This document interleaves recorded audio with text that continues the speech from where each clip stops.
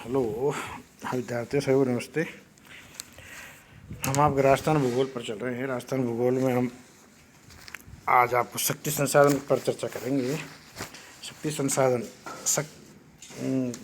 विकास का आधार होता है और शक्ति की उपलब्ध संसाधनों के आधार पर ही किसी क्षेत्र और देश का विकास किया जा सकता है। शक्ति पावर रिसोर्सेज में जितने भी संसाधन शामिल किए जाते हैं उन संसाधनों को का मद्देनजर करेंगे। सबसे पहले तो ये देखना पड़ेगा कि शक्ति संसाधन कितने प्रकार के होते हैं। देखिए, शक्ति संसाधनों को दो भागों में बांटा जाता है। दो प्रकार के शक्ति संसाधन बताए गए हैं। एक तो परंपरागत शक्ति संसाधन और एक गैर परंपरागत ऊर्जा संसाधन या शक्ति संसाधन। परंपरागत संसाधनों में प्राचीन काल से उपयोग किए जा रहे साधनों को शामिल किया जाता है, जिनमें पेट्रोल, कोयला, भूमिगत गैस, जल, विद्युत आदि हो सकते हैं।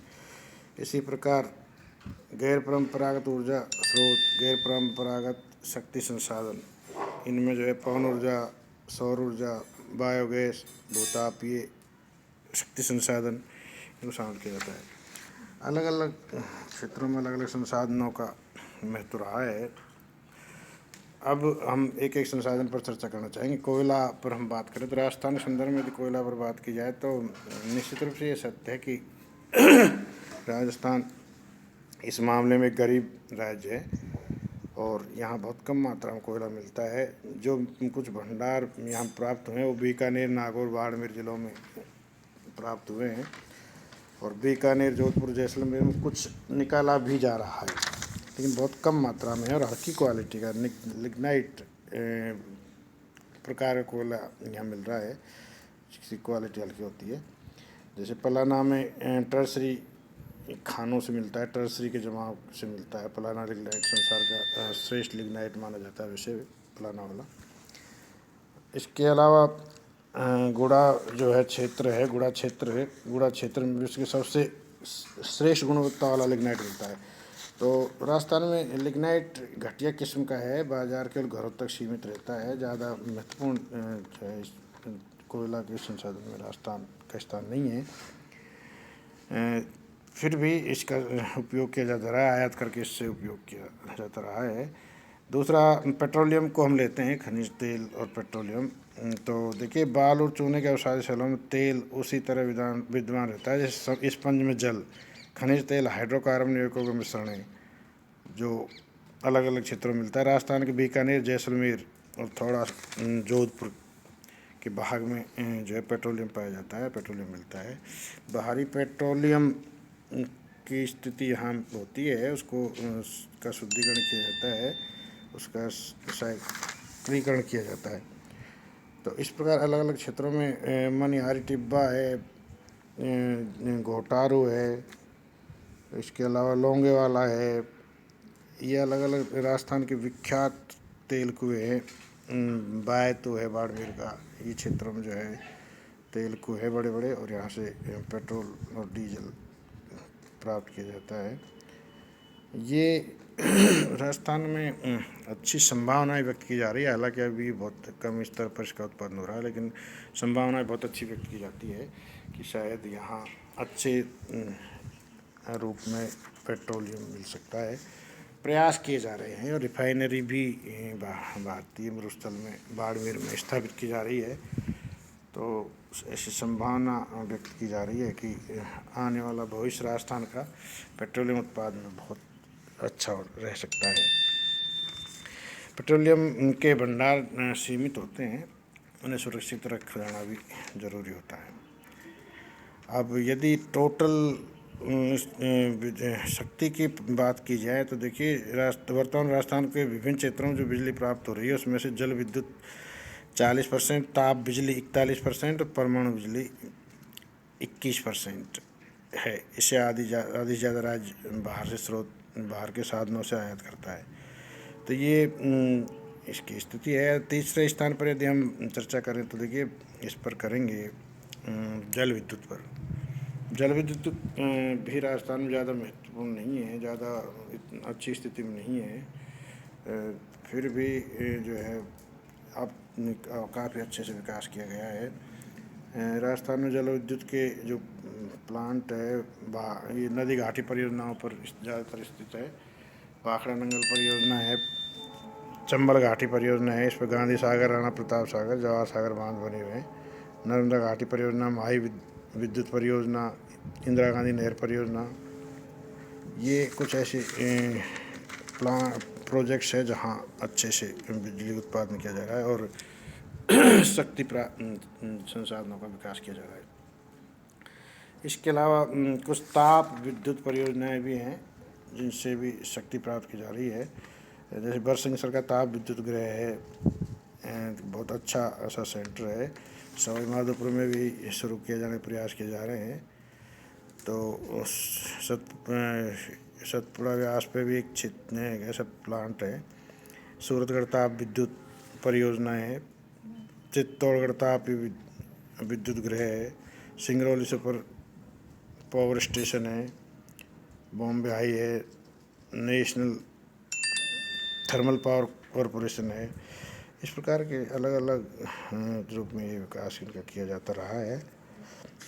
तो ये हम कह सकते हैं कि राजस्थान में इनकी स्थिति ये है। अब अणु शक्ति पर चर्चा करें तो अणु शक्ति हमारे यहाँ बहुत कम मिलता है अणु, और इसके ज़्यादा विकास नहीं कर पाए हमारे यहाँ। राजस्थान ऊर्जा विकास एजेंसी REDA रेडा परमाणु शक्ति प्रोजेक्ट की स्थापना की है, जो चंबल परियोजना पर ही है, चंबल घाटी क्षेत्र में ही है।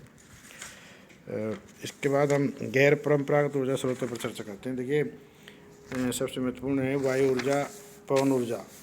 पवन ऊर्जा पर चर्चा करें तो सबसे पहले हमारे यहाँ केरल, गुजरात, तमिलनाडु, आंध्र प्रदेश और लद्दाख की पहाड़ियों में इसका उत्पादन शुरू किया गया था। राजस्थान में इस समय बहुत अच्छी स्थिति में हम है और बहुत अच्छा उत्पादन किया जा रहा है।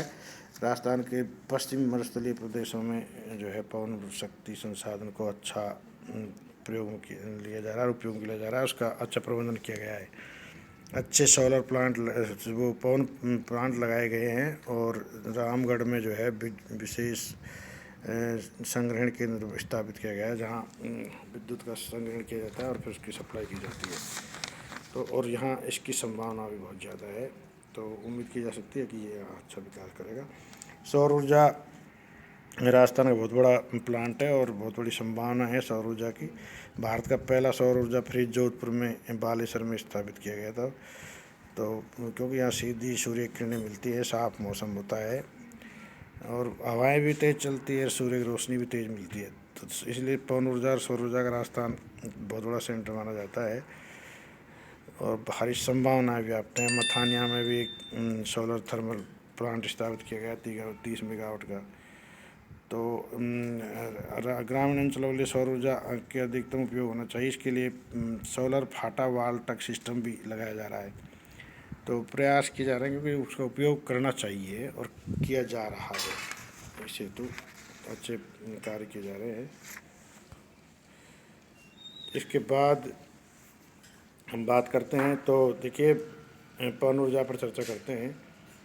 पवन ऊर्जा बहुत तेज़ी से बढ़ रही है और दोनों में, सौर ऊर्जा और पवन ऊर्जा में आपस में यूँ कहा जाए कि कंपटीशन में है, किसको ज़्यादा बढ़ावा दिया जा सकता है और कौन बढ़ सकता है। तो ये राजस्थान में दोनों की संभावनाएं भारी अच्छी हैं और दोनों ही सोर्स जो है अच्छे से डेवलप किए जा सकते हैं। इसके बाद बायोगैस पर हम चर्चा करना चाह रहे हैं। बायोगैस ऐसा प्लांट है जो अच्छे से विद्युत उत्पादन करता है और पर्यावरण को भी हानि नहीं पहुंचाता। इसके अलावा ये भी जो है रिसाइकलिंग सिस्टम वाला प्लांट होता है, पुनरुत्पादन करने के योग्य होता है। जितने भी जैविक कूड़ा कचरा है उस सब को उसका उपयोग किया जा सकता है, विद्युत उत्पादन होता है और शक्ति के रूप में उसका उपयोग किया जाता है। ये स्थिति है आपके शक्ति संसाधनों की। लेकिन राजस्थान के यदि विकास की संभावना पर चर्चा की जाए तो ये बात निश्चित रूप से निकल के आती है कि राजस्थान में सोलर एनर्जी और विंड एनर्जी, पवन ऊर्जा और सौर ऊर्जा का बाहरी अच्छा भविष्य है और इसमें अच्छा विकास किया जा सकता है। ये अच्छी संभावना वाले क्षेत्र हैं, इन पर यदि ध्यान दिया गया, सरकार के द्वारा प्रयास किए गए, तो ये अच्छे क्षेत्र साबित हो सकते हैं ग्रामीण और शहरी स्तर पर, दोनों ही जगहों पर। वैसे भारत का राजस्थान का 61 प्रस्थ भूभाग मरुस्थल है। ऐसे में विषम भौगोलिक जलवायु दशाएँ, भौगोलिक दशाओं में प्राकृतिक संसाधन ही उपयुक्त हो सकते हैं और वो सफल हो सकते हैं। यह आज का आपका अध्याय पूर्ण हुआ। अगले अध्याय में हम अगले टॉपिक पर चर्चा करेंगे। सभी को नमस्ते।